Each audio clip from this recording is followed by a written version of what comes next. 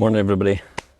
So we talked about this morning and yesterday morning and the morning before about having this deep dive into the subjects that I've spoken about in episode 6, part 1 and 2. So today I want to talk about getting fed up with where you are is just as powerful. Sometimes there's nothing pulling you towards anything. But listen, that's okay. I've often heard people say that they've got no inspiration, a dream, a goal, and get really down and depressed about things because they've got no direction. You may even feel like that now. I'm here to tell you, stop beating yourself up. You may even feel like that right now. Welcome to the club. It's exactly how I was. It's even just as powerful to get fed up as where you are and use that as a driving force to change. The key is to focus on that. The classic example is diets. Giving up smoking, giving up drinking. Why do so many start and never succeed? Well, in their mind that is. They know what they want and they know how, here it goes again, how to do it. But they don't create a big enough why. As soon as a challenge comes up, a night out, the sweetie drawer, sugary treats, foods that they really love, they give in, they don't do anything, and they give up. Then subsequently, we all beat ourselves up for not actually doing it. Does that sound a familiar story? Morning, Louise. Just create that big enough why, and the how will fall into place. It's that easy, believe me. Take dieting, for example. Now, the word itself, you should never use diet. Don't ever use that word, and I'll tell you why. Die it.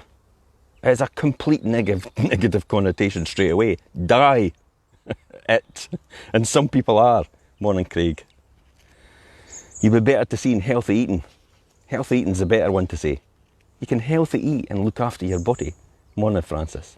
But really, you don't really need to lose weight. It's just looking after yourself. Morning, Julie. The successful people do lose weight and they put photographs of themselves up. Remember yesterday's post about being honest? There's people that put photographs of themselves up all around the house. They're quite honest with the way they look and they keep reminding themselves that that's how they look. That becomes their driving force, the honesty. It empowers them rather than holds them back. And then they take a body shape that they want from somewhere, or they make it up, and then they paste their head onto it and use this as a driving force to change. It's just as powerful. They create the compelling why. Here we go again. Think about it. I want to fit into my wedding dress. How many people have succeeded with that? They want to fit into their wedding dress. It's a classic example of how the why is more compelling than the how. Most succeed at this though, and then they struggle after that because their why disappears. Because it's not as big anymore. I mean, I put a couple of stones on a few years back, and I remember I really had no driving compulsion to change, as I eat healthily anyway. But I didn't feel comfortable in my swimming trunks, and I started to outgrow my current clothes.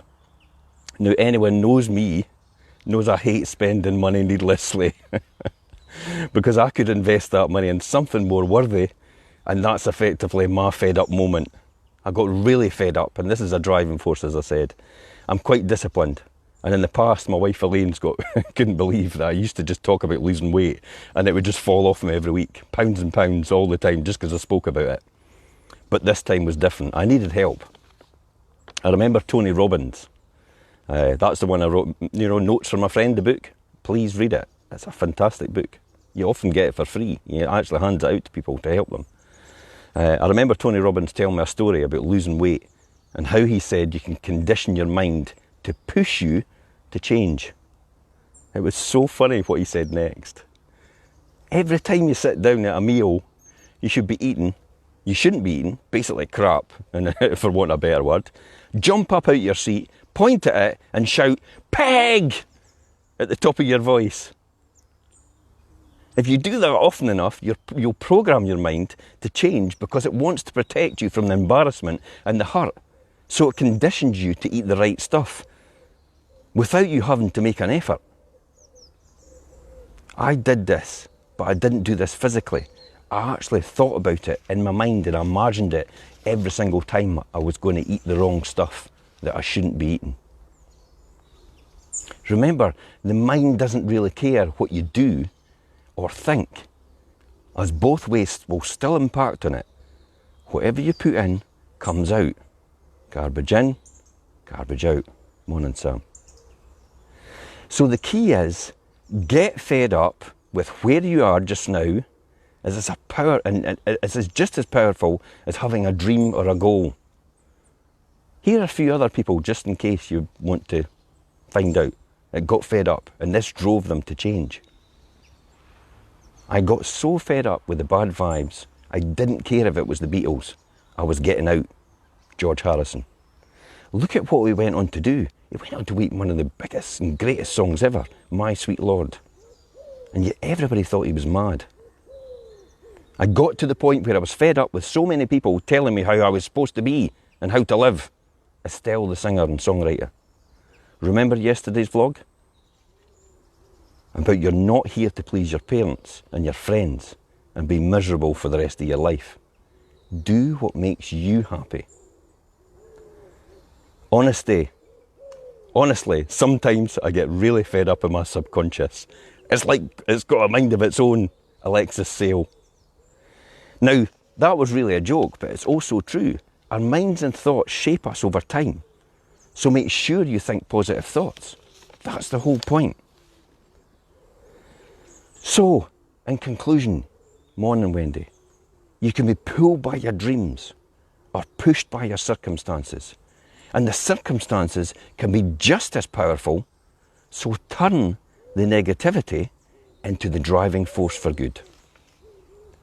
And I'll see you tomorrow at 7:30.